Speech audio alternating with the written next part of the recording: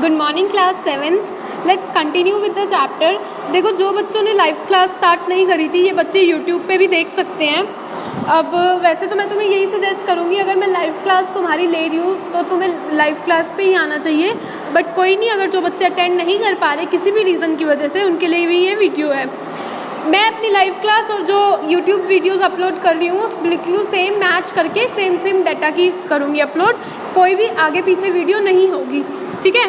तो मैं तुम्हें ये बता रही थी कि एयर हम चैप्टर कर रहे थे, जिसमें से मैंने तुम्हें पहले कॉम्पोजिशन ऑफ एटमॉस्फेयर बताया था कि जो हमारे सराउंडिंग्स में जो हमारी एयर होती है, हमारे जो सराउंडिंग्स का एटमॉस्फेयर किसे कहते हैं हम, जो एयर हमारे जो आसपास होती है, जो हमारा जो आसपास का एनवायरनमेंट होता है, उस एनवायरनमेंट के आसपास जो एयर लेते हैं हम, उसको हम बोलते हैं एटमॉस्फेयर। अब देखो, एयर सिर्फ एयर क्या होती है, एयर के अंदर बहुत सारे केमिकल्स होते हैं, ठीक है।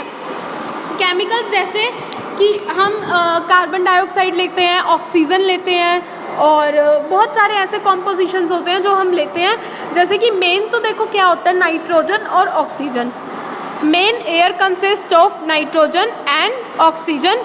नाइट्रोजन होती है 78%, ऑक्सीजन होती है 21%। बाकी का जो 1% होता है उसमें कार्बन डाइऑक्साइड होता है, आर्गन होता है और बाकी सब मिक्स्ड होते हैं, ठीक है।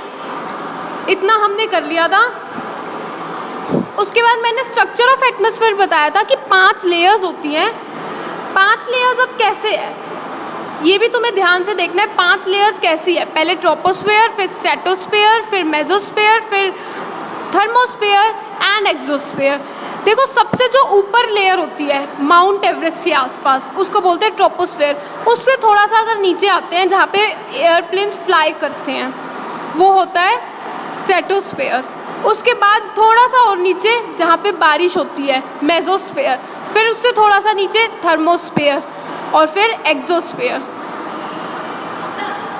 ये हमारे कुछ वो होते हैं, 5 लेयर्स होती हैं अर्थ की, ठीक है।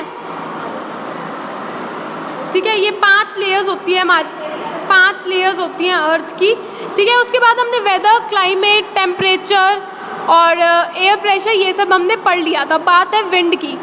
देखो, विंड की मूवमेंट जो होती है वो हाई प्रेशर एरिया से लो प्रेशर वाली जगह पे आती है। जो हवा बहुत, जहाँ पे बहुत ज़्यादा हाई प्रेशर है, मतलब ज़्यादातर क्या होता है कि हाई प्रेशर किस साइड होता है, जहाँ पे बहुत हिल स्टेशंस होते हैं वहाँ पे बहुत हाई प्रेशर होता है। वहाँ से जो एयर मूव करके उन एरियाज़ में आती है जहाँ पे लो प्रेशर होता है, उनको हम बोलते हैं विंड। क्या बोलते हैं? Wind. The movement of air from high pressure area to low pressure area is called wind. तुम विंड को देखोगे कि जो विंड होती है वो धीरे धीरे, सिर्फ विंड के अंदर क्या होता है, स्मोक होता है और फाइन डस्ट अवेलेबल होता है, ठीक है। अगर कई बार तुम देखो कि तेज़ हवा चल रही है तो तुम देखोगे तुम्हारे हाथों में कुछ डस्ट आ रहा है, कुछ पार्टिकल्स आ रहे हैं, उसको हम बोलते हैं कि वो जो विंड है वो अपने साथ उसको कैरी करती है, ठीक है। Think of other examples when strong winds have created. देखो, कई बार क्या होता है जब इतनी स्ट्रॉन्ग विंड्स होती है ना, तो तुम महसूस करोगे उन विंड्स को, मतलब कि तुम जिस डायरेक्शन में चलोगे उससे अपोजिट डायरेक्शन में विंड जाएगी। मतलब कि क्या होता है, कई बार इतनी स्ट्रॉन्ग विंड होती है, अगर तुम विंड के अपोजिट चल रहे हो तो विंड तुम्हें प्रेशर में डालती है कि तुम उसकी डायरेक्शन में चलो। मतलब अगर मान लो विंड राइट साइड की डायरेक्शन में है और तुम लेफ़्ट साइड जा रहे हो, तो क्या होता है, विंड तुम्हारे ऊपर इतना प्रेशर डाल देगी कि वो तुम्हारे कोशिश करेगी तुम्हें वो अपनी तरफ खींचने की, तुम्हें अपनी तरफ खींचेगी। अब यहाँ तुम देख सकते हो, यहाँ पे 3 टाइप्स ऑफ विंड्स हैं, permanent winds, seasonal winds and local winds. देखो, परमानेंट विंड्स का क्या मतलब है? द परमानेंट विंड्स वो होती हैं जो विंड्स,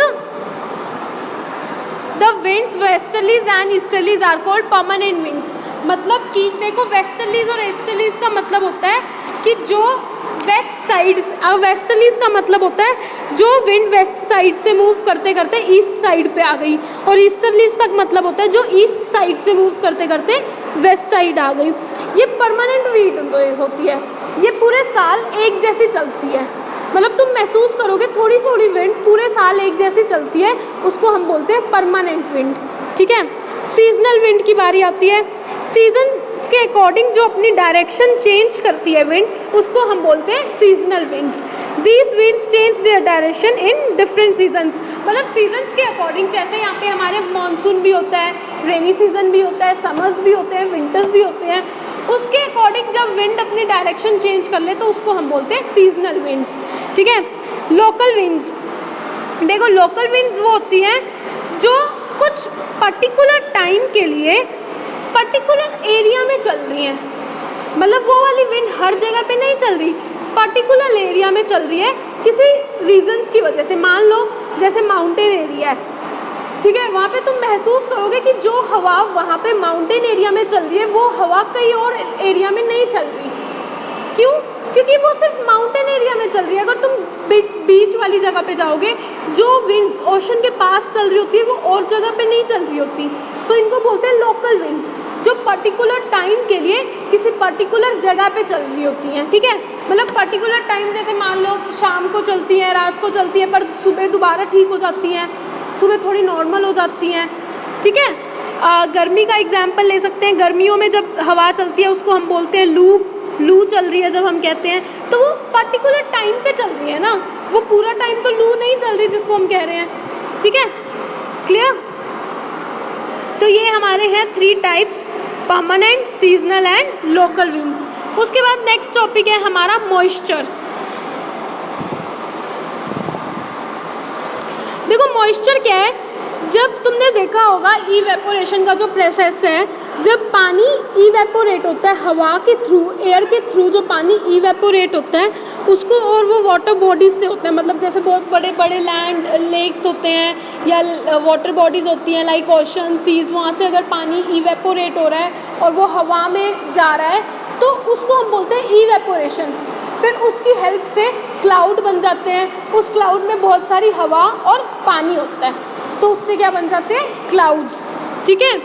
तो अब जब वो क्लाउड जब हवा में पानी हो जाता है उसको हम बोलते हैं मॉइस्चर। क्या बोलते हैं, मॉइस्चर।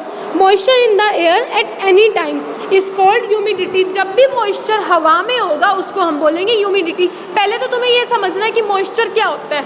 मॉइस्चर होता है जब हवा के अंदर पानी होता है, जब हम कहते हैं ना बारिश के बाद, बारिश ख़त्म हो गई, गर्मियों में बारिश आती है उसके बाद, लेकिन मौसम चिपचिपा हो जाता है। क्यों? क्योंकि उसके बाद जो थोड़ी थोड़ी हवा चल रही होती है ना, उसके अंदर पानी होता है, और उस पानी की वजह से वो हवा इतनी हैवी हो जाती है कि वो बहुत स्लो मोशन में बहुत धीरे धीरे चलती है, और उस हवा की वजह से हमारे को स्वेटिंग होने लगती है। क्यों? हमारे हवा, क्योंकि जब वो हवा हमको टच होती है तो हमें पानी फील होता है। क्यों? क्योंकि वो मौसम, तभी हम बोलते हैं ना ये मौसम बहुत चिपचिपा है, लाइक हमें इरिटेशन हो रही है, हम बोलते हैं बहुत ह्यूमिडिटी हो रही है। बारिश के बाद क्यों ह्यूमिडिटी होती है? क्योंकि जब बारिश की जो हवा चलती है उसमें थोड़ा थोड़ा पानी होता है। अब जैसे जैसे वो टेम्परेचर बढ़ता जाएगा, जैसे जैसे गर्मी बढ़ती जाएगी, वैसे वैसे ह्यूमिडिटी बढ़ती जाएगी। क्लियर? अब ह्यूमिडिटी क्यों बढ़ती जाएगी? क्योंकि हवा के अंदर उतनी हिम्मत आ जाती है पानी और होल्ड करने की। मतलब जैसे हम क्यों कहते हैं सर्दियों में अगर बारिश होती है तो मौसम ठंडा हो जाता है, ह्यूमिडिटी नहीं होती, पर गर्मियों में बारिश होती है तो ह्यूमिडिटी हो जाती है। क्यों? क्योंकि सर्दियों के बाद बारिश होने के बाद ह्यूमिडिटी इसलिए नहीं होती क्योंकि जो हवा है वो पानी को ज़्यादा देर होल्ड नहीं कर सकता, क्योंकि टेम्परेचर जो है बहुत कम होता है, ठीक है।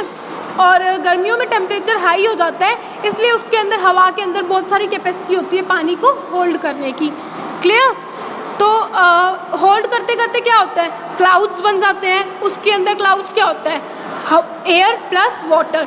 तो जब वो बहुत ज़्यादा हैवी हो जाते हैं क्लाउड्स, वो एकदम से पानी छूट जाता है और नीचे बारिश हो जाती है। उसको हम बोलते हैं रेनी डे।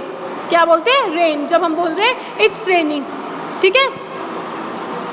जैसे जैसे वाटर वेपर राइज हो जाते हैं, स्टार्ट कूलिंग, वैसे वैसे बारिश हो जाती है और पानी जो है वो गिर जाता है नीचे, जिसको हम प्रेसिपिटेशन कहते हैं। उसके बाद precipitation that comes down to the earth in liquid is form is called rain. ये तो पता है तुम्हें, जो फिर हवा के थ्रू, एयर के प्रेशर के थ्रू एकदम से पानी नीचे गिरता है, हम उसको बोलते हैं raining. Most of the ground water comes from rain water. जितना भी ग्राउंड वाटर है वो पानी जो है हमारा रेन के थ्रू आता है। जो हिल्स होते हैं जहाँ पे ट्रीज़ नहीं होते, वहाँ पे अगर बारिश बहुत ज़्यादा आ जाए तो चांसेस होते हैं कि बाढ़ आ सकती है। Clear? On the basis of mechanism there are 3 types of rainfall convectional, orographic and cyclonic. देखो ये जो 3 रेनफॉल्स है ये बस तुम्हें टाइप बता रखे हैं, पर ये एक्सप्लेनेशन इसकी तुम्हें आगे आएगी, अभी नहीं आएंगी, ठीक है। इसके बाद rainfall is very important for the survival. देखो प्लांट्स और एनिमल्स के लिए बहुत इंपॉर्टेंट है, क्योंकि जो प्लांट्स हैं वो पानी अपना कहाँ से प्रिजर्व करते हैं, जो ट्रीज़ हैं रेन वाटर से। एनिमल्स को कहाँ से मिलता है, हमारे लिए क्या होता है। तो हम सब के सर्वाइवल के लिए पानी बहुत ज़रूरी है, रेनफॉल बहुत ज़रूरी है, पर बहुत ज़्यादा रेनफॉल भी नहीं होनी चाहिए कि बाढ़ आ जाए, और बहुत कम भी नहीं होनी चाहिए कि एकदम से सब सूखा पड़ जाए, ठीक है। तो दिस